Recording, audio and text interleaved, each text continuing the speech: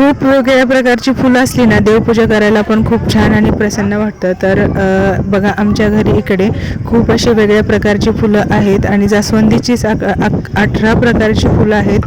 कनेरी आणि गुलाब, जास्वंद, सदाफुली आणि बऱ्याच प्रकारची फुलं देवपूजा करण्यासाठी मिळतात. तर बघा खूप प्रसन्न वाटते देवपूजा केल्यावर सुद्धा.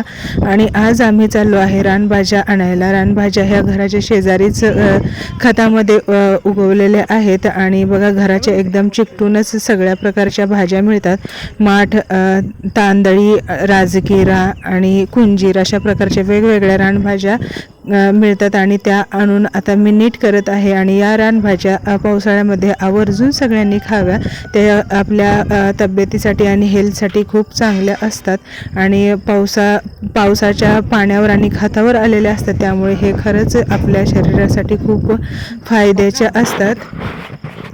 तर चला आज भाजीमध्ये आम्ही बनवत आहोत रानभाज्या. आणि तुमच्याकडे अशाच भाज्या बनवतात का मला नक्की कमेंट करून सांगा. आणि हा व्हिडिओ आवडला असेल व्हिडिओला लाईक करा, शेअर करा, सबस्क्राईब करायला विसरू नका.